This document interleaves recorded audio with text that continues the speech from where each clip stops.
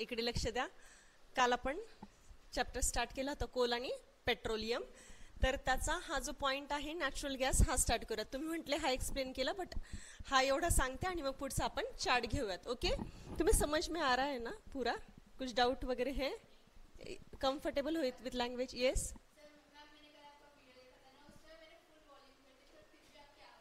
आवाज कम आ रही है क्या?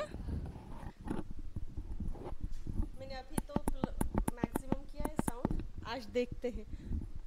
माइक पता नहीं, मुझे याद नहीं आ रहा, मैंने नीचे होल्ड किया था कि यहाँ पे आवाज, मग खाली गेल्यावर हां खाली गेल्यामुळे तो आवाज येत नसेल.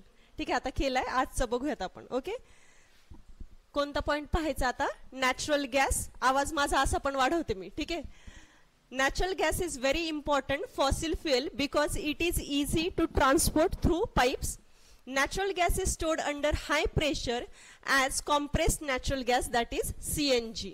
हा जो नॅचरल गॅस आहे हा इम्पॉर्टंट फॉसिल फ्युएल पासून ऑप्टेन झालेला आहे. इम्पॉर्टंट फॉसिल फ्युएल आहे. Why? Because it is easy to transport. म्हणजे गोष्ट इझी आहे कॅरी करायला from one place to another, तर ती आपण काय म्हणतो की व्यवस्थितपणे आपण चांगल्या पद्धतीने वापरू शकतो. इकॉनॉमिक आहे. ट्रान्सपोर्टेशनसाठी जर खर्च वाढला तर काय होतं की परवडत नाही ती गोष्ट वापरताना. ओके, सो नॅचरल गॅस हा इम्पॉर्टंट का आहे? Because it is easy to transport through pipes. Natural gas is stored under high pressure as compressed natural gas. So हा जो गॅस आहे ह्याला कॉम्प्रेस करून, सीएनजी गाड्यांमध्ये पण वापरतात बघा, सीएनजी वर गाडी आहे, तर हा जो सीएनजी आहे that is compressed natural gas. It is used as a fuel in motor vehicles. It is used for power generation. Power generation साठी यूज आहे. It is now being used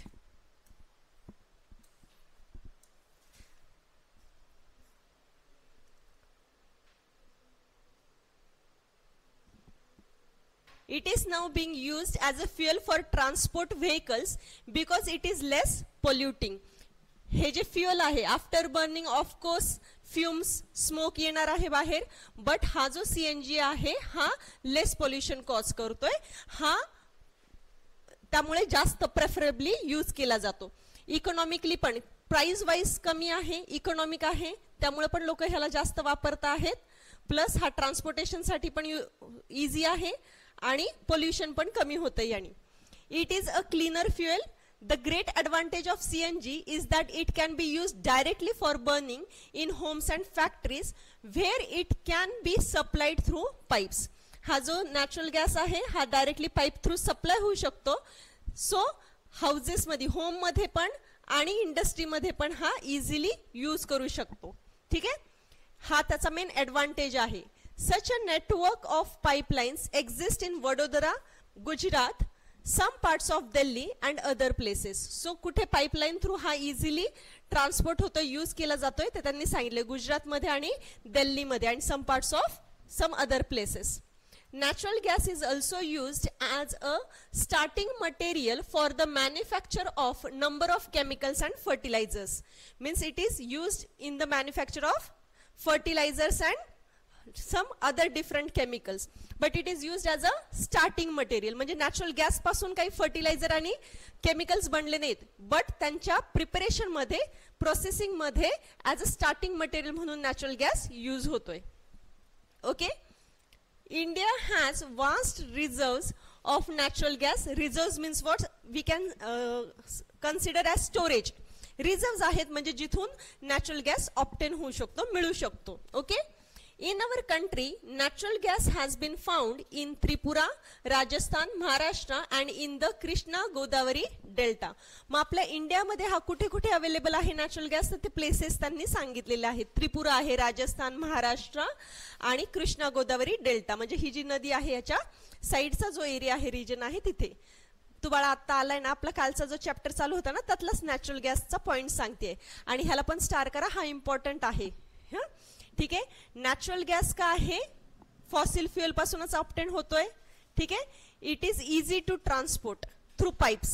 transportation easy आहे म्हणून widely use होतोय. Next point काय आहे याचा की हा पोल्युशन जास्त करत नाहीये. Okay, it can be easily help, it can be easily used in burning process with causing less pollution.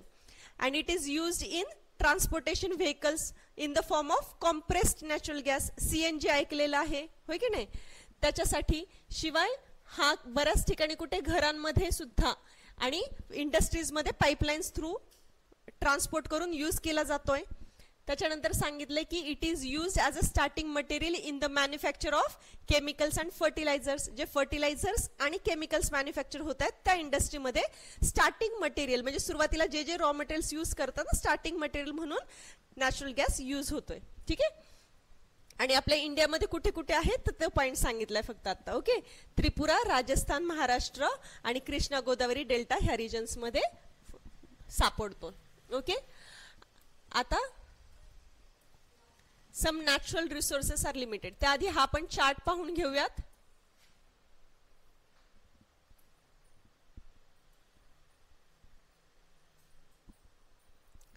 Okay. See काय दिलंय, constituents of petrol and uses. पेट्रोलचे काय काय कॉन्स्टिट्युएंट आहे, पेट्रोलियमचे, सॉरी पेट्रोल बोलते मी, पेट्रोलियम मध्ये काय काय आहे आणि त्याचे युजेस काय आहेत हे इथे सांगितलं आहे.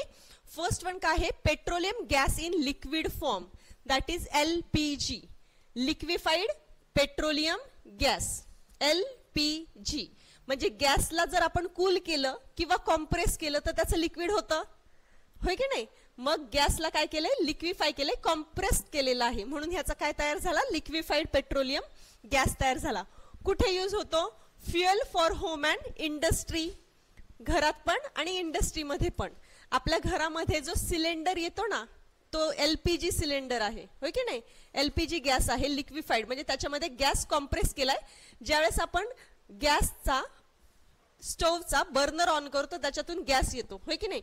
म्हणजे प्रेशर रिलीज होतंय आणि ते लिक्विड जे आहे सिलेंडर मध्ये ते पुन्हा कन्वर्ट होतं गॅसमध्ये. ठीक आहे. घरामध्ये जो वापरतो ना आपण सिलेंडर तो आहे LPG आणि इंडस्ट्रीमध्ये सुद्धा हा गॅस वापरला जातो. नेक्स्ट काय आहे, पेट्रोल. पेट्रोलियमचा पार्ट काय आहे, पेट्रोल. पेट्रोलियम पासून ऑप्टेन होतंय. मोटर व्हेकल युजेस पाहूयात. Motor fuel, aviation fuel and solvent for dry cleaning. Motor fuel म्हणजे गाड्यांमध्ये जे वापरतात ना ते वालं फ्युएल. ओके. एव्हिएशन फ्युएल म्हणजे काय, जे हवेमध्ये उडणाऱ्या ज्या गाड्या म्हणते सॉरी, जे हवेमध्ये उडणारे व्हेकल्स आहेत तर ते काय आहेत, एव्हिएशन फ्युएल. त्यांच्यामध्ये सुद्धा पेट्रोल यूज केलं जातं. चुकून बोलले मी.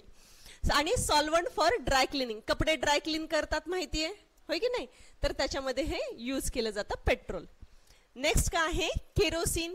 केरोसिन म्हणजे रॉकेल ऐकलं असेल. Kerosene for fuel for stoves, lamps and for jet aircrafts. हा सुद्धा हे सर्व ॲज फ्युएल म्हणून, एनर्जी सोर्स म्हणून आपण वापरतोय ना, फ्युएल आहेत हे सर्व. स्टोव्स माहिती आहेत, लॅम्प आणि एअर जे जेट एअरक्राफ्ट आहेत त्यामध्ये फ्युएल म्हणून वापरलं जातं केरोसिन. नेक्स्ट काय आहे, डिझेल. डिझेल पण माहिती आहे तुम्हाला. Fuel for heavy motor vehicles, electric generators. ज्या हेवी मोटर व्हेकल्स आहेत, जड ज्या गाड्या आहेत, ट्रक वगैरे, त्यांच्यामध्ये फ्युएल म्हणून काय वापरलं जातं, डिझेल वापरलं जातं.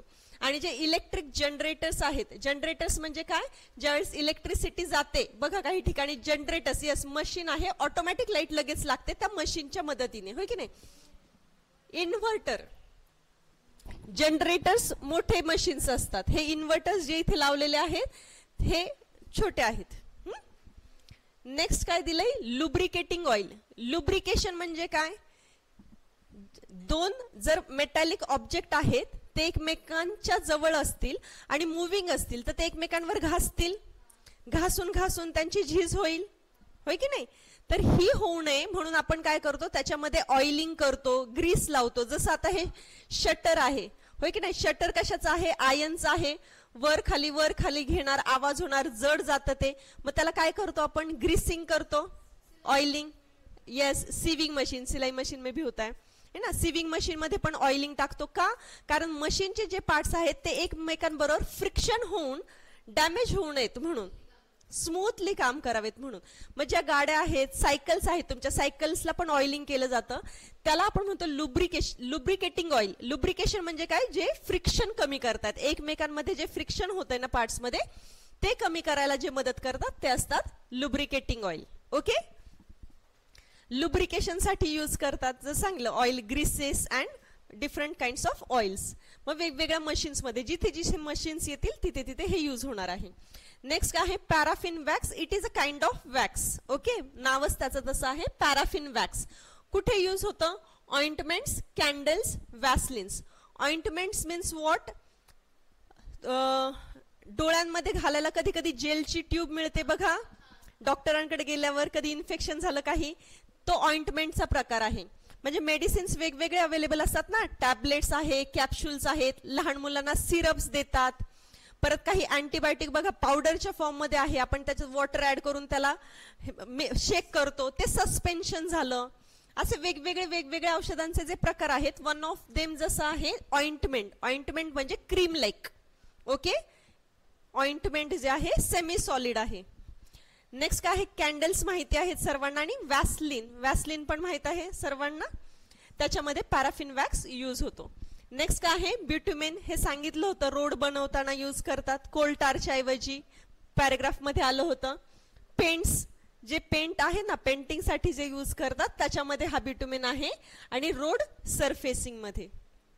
ओके, हे सर्व काय आहेत? हे पेट्रोलियमचे कॉन्स्टिट्युएंट्स आहेत आणि त्याचे युजेस. हा चार्ट माहिती असला पाहिजे, इम्पॉर्टंट आहे, स्टार करून ठेवा, लर्न करायचा आहे as it is. Okay, uses of petroleum, constituents and their uses. आता नेक्स्ट पॉइंट काय आहे? Some natural resources are limited. झालं क्लिअर? ओके, सी काय दिलेलं आहे? Some natural resources are limited. You have studied in the beginning. You have studied in the beginning of the chapter that some natural resources are exhaustible, like fossil fuels, forest, minerals, etc. हे आपण study केलं. Natural resources available जे आहेत, इनएक्झॉस्टिबल आहेत काही, आणि काही एक्झॉस्टिबल आहे. इनएक्झॉस्टिबल म्हणजे काय? जे कधीही संपणार नाही. एक्झाम्पल काय पाहिलं होतं? सन, एअर, वॉटर. आणि एक्झॉस्टिबल मीन्स व्हॉट? जे आफ्टर ह्युमन कन्झम्पशन, वापर होऊन होऊन one day it can get exhaust होतील, संपतील. मग हे चॅप्टरच्या स्टार्टिंगला आपण पाहिलं होतं, त्याच्यामध्ये एक्झाम्पल्स काय येतात एक्झॉस्टिबल मध्ये? Fossil fuels, forest, minerals. होय की नाही? आपण पाहिलं हे सगळे कुठून कसे अवेलेबल होत आहेत. मग आहेत की नाही हे एक्झॉस्टिबल? हे लाईफ लॉंग राहतील का? नाही, जसा त्याचा वापर जास्त होईल ते संपू शकतात. Okay, you know that coal and petroleum are fossil fuels. It required the dead organisms millions of years to get converted into these fuels. On the other hand, the known reserves of these will last only a few hundred years. काय म्हटलेलं आहे की हे जे fossil fuels आहे, Coal, petroleum fossil fuels पासून बनलेलं आहे, होय की नाही? फॉसिल्स पासून बनले. आपण प्रोसेस पूर्ण पाहिली. कोल कसा ऑब्टेन होतोय, पेट्रोलियम कसं ऑब्टेन होतोय. तर हे बनण्यासाठी त्यांनी काय सांगितलंय? हे जे डेड ऑर्गॅनिझम्स आहेत ह्याच्यापासून बनते, आणि हे बनण्यासाठी किती दिवस लागतात? मिलियन्स ऑफ इयर्स लागतात. हे डेड आहेत, डिकम्पोज होतात, आणि लेयर्स अपॉन लेयर डिपॉझिट होतात. ते खाली खाली जात आहेत लेयर्स, होय की नाही? आणि कितीतरी खालून आपण हे एक्स्ट्रॅक्ट करतोय, जमिनीतून किंवा समुद्राच्या खालून, बरोबर की नाही? मग हे बनायला मिलियन्स ऑफ इयर्स लागत आहेत. सो हे प्रेशियस आहेत. आणि आपण काय करतोय? On the other hand, the known reserves of these will last only a few hundred years. बनायला मिलियन इयर लागतात. And how much time they will last? Only some few hundred years. म्हणजे बनायला खूप वर्ष लागतील, पण संपायला जास्त दिवस लागणार नाहीत. नेक्स्ट काय दिलंय? Moreover, burning of these fuels is a major cause of air pollution. Their use is also linked to global warming.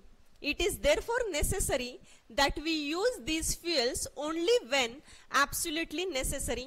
शिवाय जेवढे जास्त आपण हे फ्युएल यूज करू, कोल असू दे, पेट्रोलियम असू दे, नॅचरल गॅस असू दे, जे काही असू दे. आपण म्हटलो नॅचरल गॅस हा लेस पोल्युटिंग आहे, पण पोल्युशन तर होणारच आहे ना, लेस और मोर. सो हे ज्या वेळेस आपण वापरतोय ह्याच्यामुळे काय होतंय? एअर पोल्युशन होणारच आहे. जेवढं जास्त वापरू तेवढं जास्त एअर पोल्युशन, आणि त्याचा अल्टिमेट इफेक्ट आपल्या लिव्हिंग ऑर्गॅनिझम्सवर होणारच आहे. Their use is also linked to global warming. ह्या सर्वांमुळे ग्लोबल वॉर्मिंग होते. ग्लोबल वॉर्मिंग कशामुळे होतं? कार्बन डायऑक्साईड एअर मधलं जर वाढलं तर ग्लोबल वॉर्मिंग होते. कार्बन डायऑक्साईड कधी वाढतं? ज्यावेळेस पोल्युशन, येस, ज्या वेळेस आपण व्हेकल्स जास्त यूज करतो त्याच्यातून धूर बाहेर पडतो, त्याच्यामध्ये मेजर कॉन्स्टिट्यूएंट पण कार्बन डायऑक्साईड आहे. शिवाय आपण माणसं सुद्धा कंटिन्युअस कार्बन डायऑक्साईड बाहेर सोडतोय. जे धूर बाहेर निघतो, स्मोक जो बाहेर निघतो ना, त्याच्यामध्ये mainly carbon dioxide, carbon monoxide असतात. ठीक आहे. मग ह्या सर्वांमुळे काय होतं? ग्लोबल वॉर्मिंग होतंय.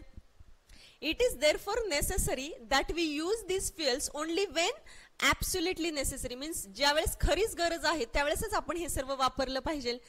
Okay. This will result in better environment, smaller risk of global warming and their availability for a longer period of time. Means ज्यावेळेस आपल्याला खरंच याची गरज आहे त्यावेळेसच जर वापरलं तर इकॉनॉमिकली ते वापरले जातील आणि हे वर्षानुवर्ष टिकतील सुद्धा, राहतील सुद्धा. नेक्स्ट जनरेशन्सला यूज करण्यासाठी हे एक्झॉस्ट होणार नाहीत, लवकर बनत राहतील आणि नेक्स्ट जनरेशन्सला पण अवेलेबल होत राहतील. आता जसं मी फर्स्ट डे सांगितलं होतं की एकाला कोणाला तरी बाहेर जायचंय, प्रत्येक जण आता 4 व्हीलर काढतोय. बरोबर. पूर्वी लोक कशाने ट्रॅव्हल करत होते? मेजॉरिटी बसने, रेल्वेजने, होय की नाही?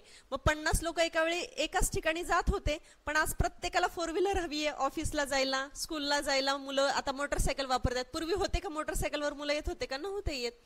मग ह्याने काय होते? जास्त पोल्युशन तर होतच आहे, जास्त फ्युएल युजअप पण होतंय. Right. In India, the Petroleum Conservation Research Association, PCRA, okay, advises people how to save petrol, diesel while driving. Their tips are, हे जे कन्झर्वेशन आता जे आहे, कन्झर्व करणं म्हणजे काय की जमा करून ठेवणं किंवा प्रेशियसली यूज करणं, त्याला कन्झर्वेशन म्हणतो आपण. बंद तर होणार नाही ना, बट प्रिसाइसली यूज करणं. तर ह्याच्यासाठी जे असोसिएशन आहे ते ऍडवाइज करतात की while driving what precautions you can take. वापरणार तर आहेत सर्वजण गाड्या, पण तुम्ही काय काळजी घेऊ शकता? So drive at a constant and moderate speed as far as possible. ज्यावेळेस तुम्ही व्हेकल ही मॉडरेट स्पीड म्हणजे मीडियम स्पीडवर चालवताल किंवा कॉन्स्टंट स्पीड म्हणजे सारखं गाडी फास्ट स्लो न करता जर व्यवस्थित एका कॉन्स्टंट स्पीडनी जर गाडी चालवली तर आपण काय म्हणतो? गाडीनी छान ॲव्हरेज दिलं असं पण म्हणतो ना, गाडीचं ॲव्हरेज जे आहे. तर ते कसं जर व्यवस्थित चालवली तर फ्युएल सुद्धा व्यवस्थित यूज होतं आणि गाडी सुद्धा स्मूथली वर्क करते. मग कसं? मॉडरेट स्पीड आणि कॉन्स्टंट स्पीडने ड्राईव्ह केलं पाहिजे. Switch off the engine at traffic lights और at a place where you have to wait. कोणीही जर कुठे रस्त्यात थांबलेला आहे, वेट करते कशासाठी तरी, तर त्यावेळेस काय बऱ्याच जणांना सवय असते गाडी चालूच आहे, होय की नाही? तर जर वेटिंग करायचं आहे तर तुम्ही गाडी ऑफ करा, पुन्हा ऑन करता येते. किंवा ज्यावेळेस सिग्नल्स पडतात ड्राईव्ह करताना, मोस्टली सिटी प्लेसेसमध्ये, होय की नाही? आपल्या इथे नाही आहेत सिग्नल्स. सिटी प्लेसेसमध्ये ज्यावेळेस सिग्नल आहे जास्त वेळ, तुम्हाला माहिती आता 1 मिनिट जर थांबायचंच आहे काही अडचण नाही, तर 1 मिनिटसाठी का होईना तुमची गाडी काय करा? ऑफ करा. ओके. नेक्स्ट काय आहे? Ensure correct tyre pressure. चाकं जी आहेत टायरमध्ये प्रेशर जो आहे तो व्यवस्थित असला पाहिजे. ते एक लिमिट दिलेलं असतं त्यांनी की किती असावा, होय की नाही? 30-40 जो काय आहे, आय एम नॉट शुअर की किती असतो तो. तर जो टायर प्रेशर आहे हा व्यवस्थित असला की गाडी स्मूथली रन करेल. गाडी ज्यावेळेस स्मूथली रन करते त्यावेळेस ती व्यवस्थित फ्युएल यूज करते ना, त्याच्यासाठी. नेक्स्ट काय आहे? Ensure regular maintenance of the vehicle. Regular maintenance म्हणजे पर्टिक्युलर टाइम पिरियड नंतर गाडीची सर्व्हिसिंग करणं गरजेची असते. त्याचे जे पार्ट्स आहेत फ्रिक्शन होऊन डॅमेज होत आहेत, मग जास्त गाडी चालवायला जड जाते किंवा इतर काही पण, पूर्ण ओव्हरऑल गाडीची जी सर्व्हिसिंग आहे, मेंटेनन्स जो आहे हा टाइमली रेग्युलर इंटरव्हल नंतर केला पाहिजे, म्हणजे गाडी व्यवस्थित चालेल. ओके. आणि पोल्युशन करणार नाही. संपला चॅप्टर ना. ओके. समजले आहेत सर्व पॉइंट? कोणत्या पॉइंट मध्ये काही डाऊट आहे, रिपीट सांगणं अपेक्षित आहे असं काही कळालंय? ओके.